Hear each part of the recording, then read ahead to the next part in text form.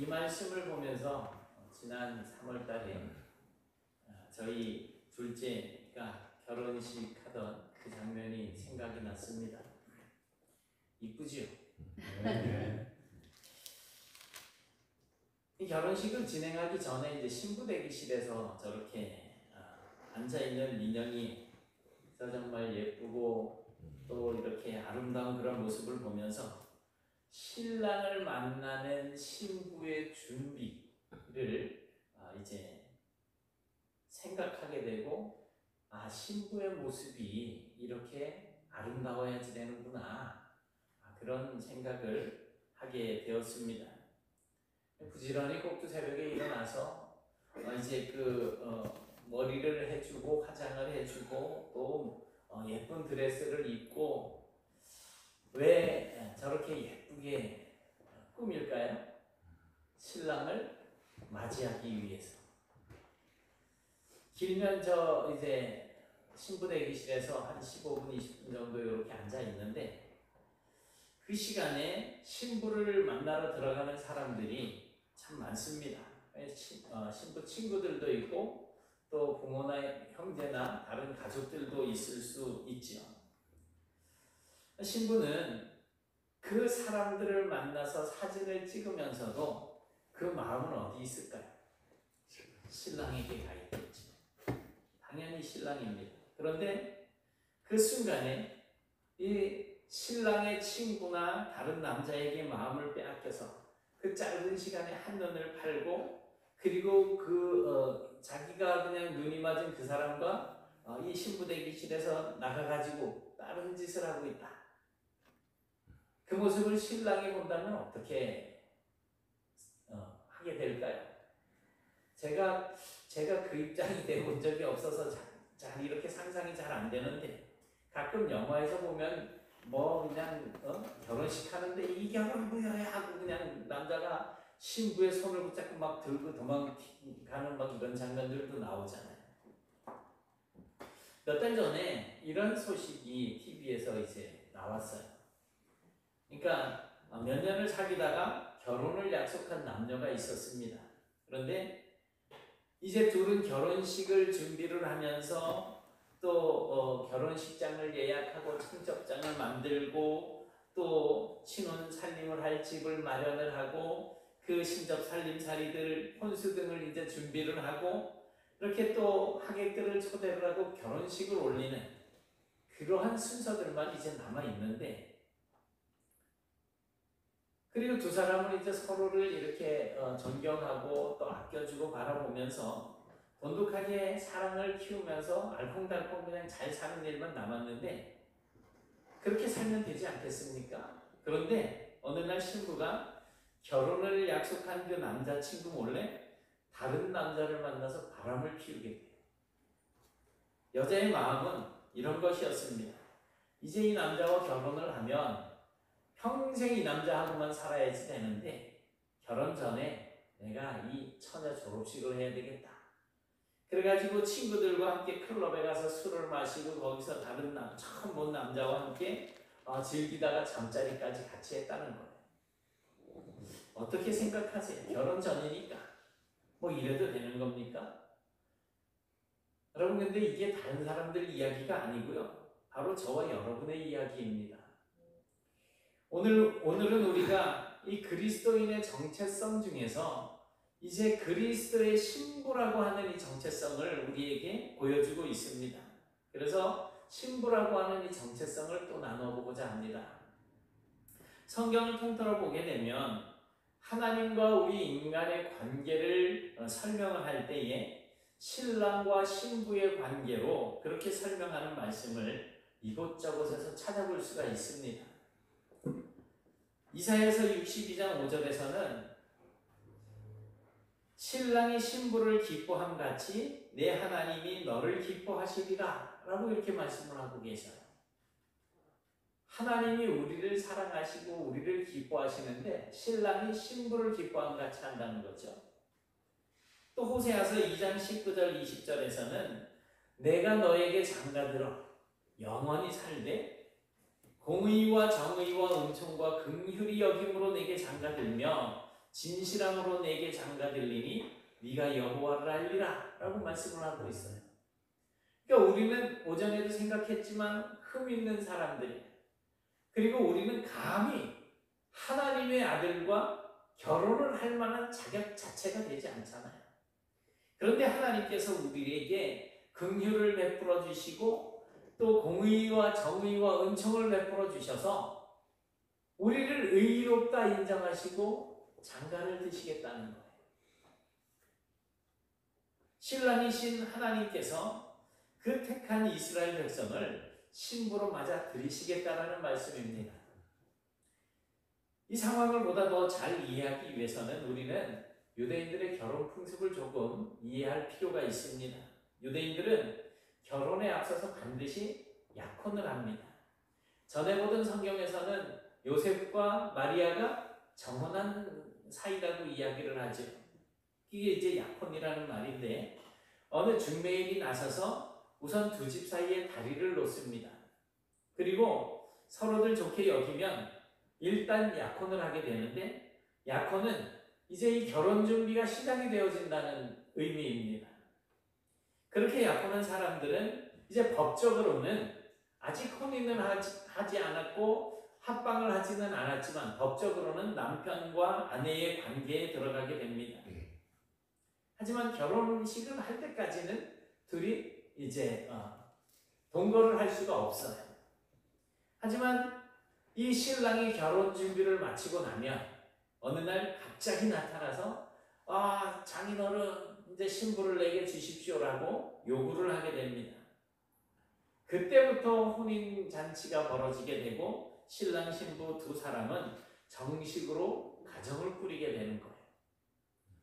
바로 이 약혼 기간 동안에 신랑과 신부는 서로에게 정숙해야 할 책임이 있습니다. 정결해야지 되고 온전하게 순결을 지켜야지 되는 거예요. 이런 배경 속에서 사도 바울은 오늘 본문 2절에서 이렇게 말씀을 하고 있습니다. 같이 보실까요? 시작. 내가 하나님의 열심으로 너희를 위하여 지으셨으니 내가 너희를 정결한 전으로 남편이 그리스도께 드리려고 중매하노라. 아멘. 바울은 자신을 중매인이라고 이렇게 자처하면서 신부인 고린도 교회의 교인들을 신랑이신 그리스도에게 정결한 모습으로 드릴 수 있게 되기를 소망한다라고 말을 하고 있는 것입니다. 또한 요한계시록 19장 7절부터 9절을 보면 이렇게 말씀이 기록이 되어 있습니다. 같이 보시겠습니다. 시작. 우리가 즐거워하고 크게 기뻐하며 그에게 영광을 돌리세 어린 양의 혼인 기약이 이르렀고 그의 아내가 자신을 준비하였으므로 그에게 빛나고 깨끗한 세마포 옷을 입도록 허락하셨으니 이 세마포 옷은 성도들의 옳은 행실이라 하더라. 천사가 내게 말하기를 기록하라 어린 양의 혼인잔치에 초청함을 받은 자들은 복이 있도다. 아멘. 우리가 결혼 웨딩드레스를 이야기하는데 이 세마포는 이제 모시옷을 이야기해요. 그리고 다른 번역본에서는 모시옷이라고 이렇게 번역을 합니다. 그런데 이 결혼을 준비하는 이 세마포, 이 모시옷이 뭐라고 이야기를 하고 있어요? 성도들의 옳은 행실, 하나님 앞에 믿음과 정절을 지키는 하나님의 말씀대로 순결하게 살아가는 그런 모습으로 이제 결혼식을 준비하고 있는 것을 이야기하는 거예요. 우리 그리스도인들은 신랑이신 예수님과 약혼한 예비 신부라는 것입니다. 지금 우리에게 그 혼인잔치가 다가오고 있습니다. 그러므로 우리는 빛나고 깨끗한 세마포, 이 웨딩드레스를 준비하고 신랑 되시는 주님을 맞이해야지 되는데 세상에서 어떤 옷으로 주님을 맞이할 수 있는 옷이 있겠어요? 그래서 하나님의 말씀에 온전히 순종하는 삶으로 이 세마포 옷을 입어야지 된다는 겁니다. 그런데 신부로서 혼인을 준비해야 한다고 하는 이런 말씀은 남자보다는 아마 여자들이 더 잘 이해할 수 있을 것 같아요. 저는 드레스를 입어본 적이 없잖아요. 입은 걸 보기만 했지. 신부들은, 여자들은 준비를 해봤으니까 아무래도 남자들보다는 쉽게 이해할 수가 있을 거예요. 하나님께서는 이러한 신랑과 신부의 관계를 통해서 우리에게 가르쳐 주시고자 하는 것이 있습니다. 그것은 그리스도와 우리 예수를 그리스도로 믿는 이 성도들이 누리게 되는 친밀한 관계입니다. 친밀한 관계가 형성이 되어지지 않는데 결혼을 할 리가 없잖아요. 그리스도 예수께서 우리를 얼마나 사랑하시는지, 또한 얼마나 가까이 친밀한 관계를 맺고 싶어 하시는지를 이 신랑과 신부의 관계를 통해서 우리에게 알려주고 계시는 거예요. 구약성경 호세아 선지자의 경우를 보면 고멜이라고 하는 음녀를 이제 아내로 삼는 이러한 내용들이 나오죠.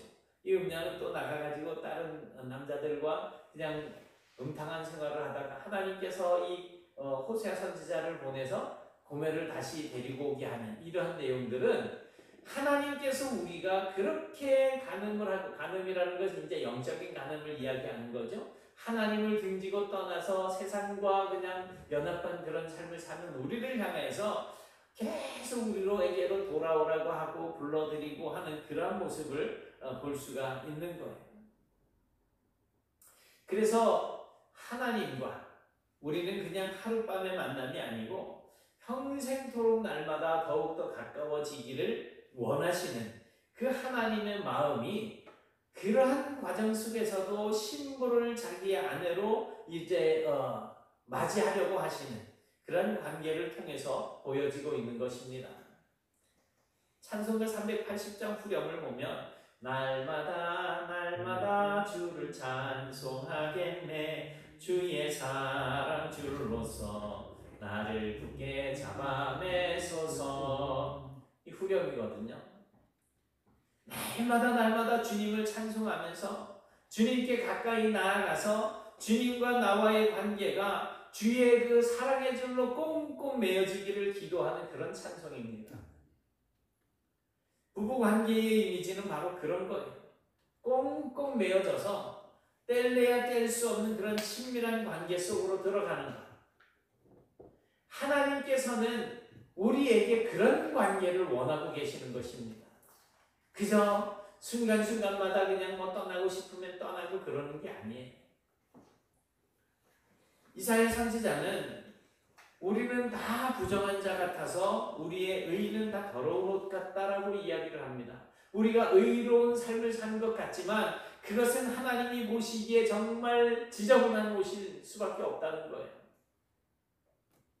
희고 깨끗한 새맞고 옷을 입어야 할 신부이지만 우리 자신의 힘으로는 그런 옷을, 그 깨끗하고 희고 정결한 옷을 입을 수가 없다는 겁니다. 그러나 이사야서 61장 10절 말씀을 보면 이사야는 이렇게 말씀을 전하고 있습니다. 시작. 내가 여호와로 말미암아 크게 기뻐하며 내 영혼이 나의 하나님으로 말미암아 즐거워하느니 이는 그가 구원의 옷을 내게 입히시며 공의의 겉옷을 내게 더하시니 신랑이 사울을 쓰고 신부가 자기 보석으로 단장함 받게 하셨습니다. 아멘. 하나님께서 친히 구원의 그 옷을 입히시고 의의 겉옷을 우리에게 입혀주셔서 신부로 단장시켜 주셨다는 거예요. 그 옷이 바로 예수님의 십자가의 공로로 말미암아 우리를 의롭다 인정하시는 옷이잖아요. 우리 주 예수 그리스도께서 하신 일이 바로 그것입니다. 우리에게 의의 세마포를 입혀주신 일입니다. 십자가 위에서 아낌없이 그 보배로운 피를 흘려 죽으심으로써 주홍 같은 우리의 죄를 흰눈보다 더 희게 씻어주셔서 그렇게 하고 난 이후에 우리를 신부로 삼아주셨다는 겁니다. 우리가 할 일은 정말 끝없는, 그 다함이 없는 하나님의 사랑을 받아들이는 일입니다. 이걸 우리가 못하는 거예요. 이걸. 그냥 떠나는 거죠. 자꾸 떠나는 거예요. 왜 자꾸 나한테 귀찮게 이렇게 질질질질 따라다니는 거야 이러면서 하나님을 끊어내려고 하잖아요. 죄송스럽지만 오늘도 또 이렇게 오후에 그냥 또 욱 빠져나가고 그러잖아요. 왜 그럴까요? 평상시에 아예 안 나오던 분들 같으면 또 그러려니 하는데 뭐가 그렇게 하나님을 만나는 일보다, 하나님을 예배하는 일보다, 신랑을 맞이하는 일보다 더 중요한 일들이 그래 많은지.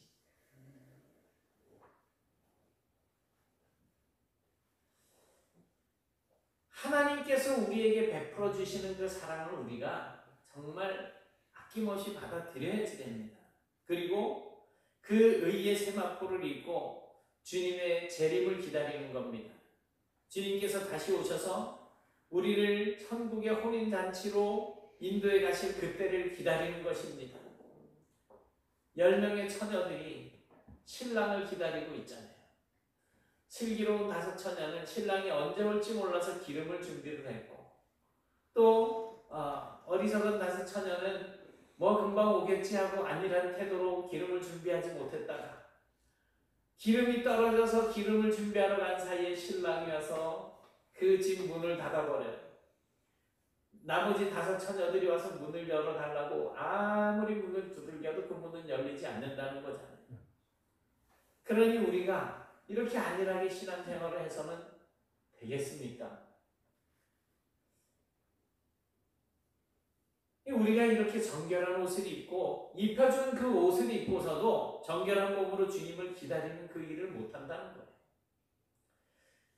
아까 말씀드린 어떤 결혼을 하기 전에 처녀를 졸업하겠다라고 하는 그 여인처럼 바로 우리가 정결한 신부로서 신랑으로 오실 예수님을 기다리지 못합니다. 그래서 세상으로 달려나갑니다. 때로는 우리에게 신랑이 있다라고 하는 사실을 잊어버리고 기억조차도 하지 못하고 그렇게 살아갈 때가 있습니다. 이쯤에서 우리가 기억해야 할 것이 있습니다. 바로 그러한 사실들을 기억하지 못하게 하는 세력이 있다는 거예요. 뭡니까? 사탄입니다. 사탄은 어떻게 해서든지 우리로 하여금 하나님으로부터 떼어놓으려고 해요. 자기가 영원히 갇혀지게 될 그 무적행, 지옥으로 끌고 들어가려고 해요. 하나님이 실패했다는 것을 증명하려고 하는 거거든요. 오늘 본문 3절에 보니까 바울은 이렇게 말씀을 전하고 있습니다. 뱀이 그 관계로 하와를 미혹한 것 같이 너희 마음이 그리스도를 향하는 진실함과 깨끗함에서 떠나 부패할까 두려워하노라. 사탄이 우리를 미혹함으로 우리가 진실함과 깨끗함에서 떠나서 부패한 모습으로 살 것을 두려워한다는 거예요. 지난주에 우리는 그리스도의 군사로서 싸워가야 할 영적인 싸움에 대해서 말씀을 드렸죠. 그런데 그리스도의 군사가 아닌 신부가 되는 일에도 이 영적인 싸움이 있습니다. 우리를 부패하도록 만드는, 하나님의 뜻에서 벗어나게 만드는 이 사탄과 영적인 싸움이 일어난다는 거예요. 우리로 하여금 그리스도의 순전한 신부가 되어져서 주님이 재림하실 그날을 기다리면서 살지 못하도록 우리를 유혹하는 간사한 계략이 있습니다. 야, 안 와? 앞으로 100년 동안은 안 와? 1000년 동안은 안 와? 뭐 이런 식으로 유혹을 하고, 야, 예수님이 무슨 재림을 하냐? 신을 부정하게 만들고, 우리의 마음속에 다른 생각을 집어넣습니다. 또 다른 영을 집어넣습니다. 그리고 그러한 생각들이 둥지를 틀고 견고한 요새가 되게 만들어버립니다. 아무리 두들겨도 잘 부서지지 않는, 때로는 곁길로 빠져서 세상의 즐거움에 취해 살게 하거나 아니면 다른 문제에 사로잡혀서 주님 잊어버리고 살아가게 만들어버립니다. 이게 사탄의 계략입니다. 그런데 안타깝게도 너무나 많은 그리스도인들이 이 싸움에서 집니다. 처음 사랑을 잊어버리고, 처음 하나님 앞에 받았던 그 감격을 잊어버리고, 처음 하나님께서 베풀어 주신 은혜 때문에 눈물 콧물을 흘리면서 감격해서 기도하던 그 은혜를 잊어버립니다. 우리가 신랑 대신 주님의 재림을 준비하며 살아가는 이 약혼 기간에 신부라고 하는 사실을 잊어버리고 마는 거예요. 우리는요, 주님의 다시 오심을 기다리는 신부입니다. 우리 자신을 가만히 생각해 보면 하나님은 왜 나 같은 사람을 이처럼 사랑해 주실까 싶습니다. 도저히 하나님이 나를 사랑할 이유가 없습니다. 우리가 예쁘기랍니까? 말을 잘 듣기랍니까? 그렇다고 약속을 잘 지킵니까? 성질은 더럽지요. 툭하면 삐지지요. 변덕은 또 죽을 듯하지요. 세상에 즐거움이 있으면 언제든지 주님을 버리지요. 툭하면 다른 길로 빠져나가잖아요. 왜 사랑하십니까? 툭하면 다른 곳으로 눈을 돌리고 세상적인 것에 마음을 빼앗기고 우리 우상과 가늠하는 삶을 사는 우리를 완전하신 하나님께서 뭐가 아쉬워서 그렇게 사랑하실까요? 그런데도 우리를 포기하지 않고 사랑해 주십니다. 왜 그럴까요? 이유를 물어볼 필요는 없어요. 내가 누군가를 사랑해 보신 분은 알 수 있을 거예요. 사랑에는 이유가 없습니다. 하나님께서는 우리를 그냥 조건 없이 무조건적으로 사랑해 주시는 거거든요. 우리가 세마포를 입는 것은 주님의 사랑을 받기 위해서가 아닙니다. 주님의 눈에 들기 위해서가 아닙니다. 주님은 우리가 더러운 옷을 입고 있을 때부터, 우리가 죄인이었을 때부터 이미 우리를 사랑하셔서 하나님께서 우리를 사랑하신다는 그 사랑을 십자가에서 나타내 주셨습니다. 우리가 세마포를 입고 정결한 삶을 살아가야 하는 이유는 그것이 우리를 향한 주님의 사랑에 대해서 우리가 표현할 수 있는 최고의 예의이기 때문입니다. 매주일 예배 드리러 오실 때 제일 좋은 옷들 입고 오시지요. 그러는 것이 내가 이렇게 꾸미고 좋은 옷 입고 예쁜 옷 입고 그렇게 화장을 해가면서 얼굴을 그리고 그렇게 교회에 나오는 것이 하나님께 사랑을 받기 위해서입니까? 아닙니다. 하나님께서는 우리가 입고 있는 옷이 무슨 옷이었는지 그 좋은 옷 때문에 우리를 사랑하시는 것이 아니에요. 다만 그렇게 하는 것이 하나님의 사랑에 대해서 우리가 표현할 수 있는 최소한의 예의이기 때문입니다. 우리가 하나님께 최선을 다해서 예배드리는 것도 그 이유 때문이지요.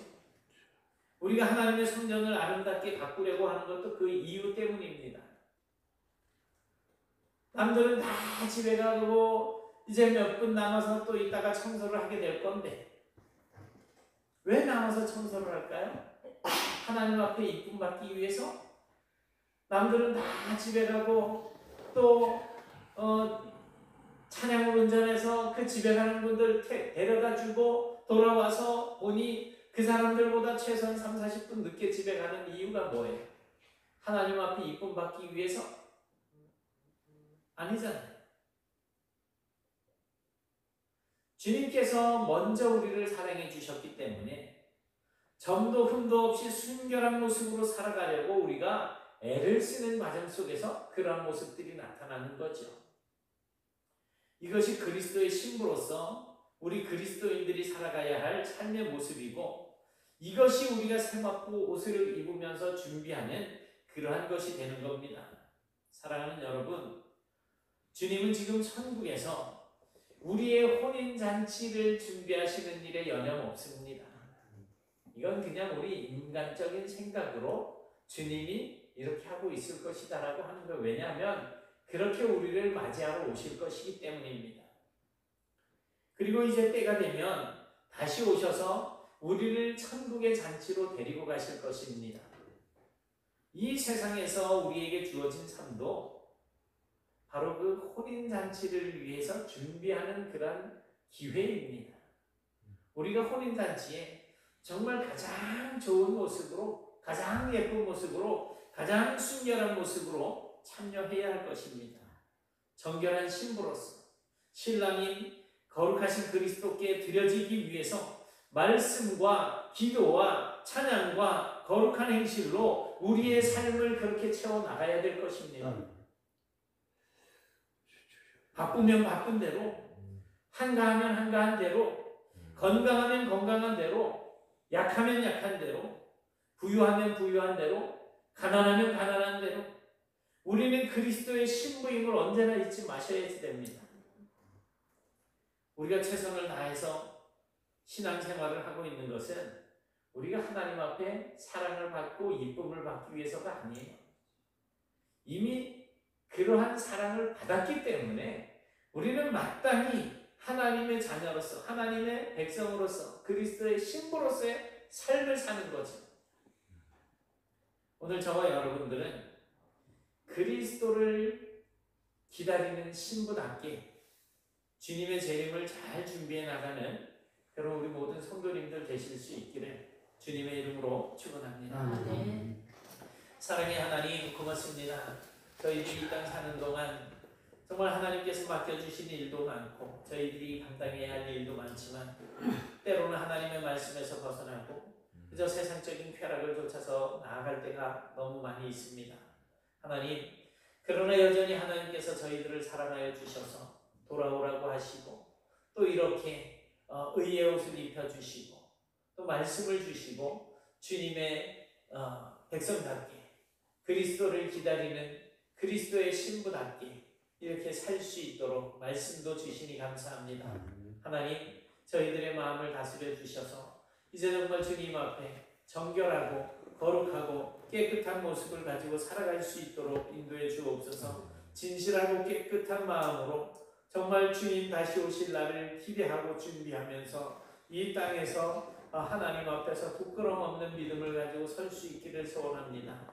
주님, 저희들의 마음을 다스려 주셔서 온전히 하나님이 기뻐하시는 그러한 생각들을 품게 하시고 그러한 삶으로 이어질 수 있도록 인도하여 주시옵소서. 그래서 다시금 주님 오시는 그날에 기쁨으로 주님을 맞이하는 저희들이 되게 하여 주옵소서. 예수님 이름으로 기도드리옵나이다. 아멘.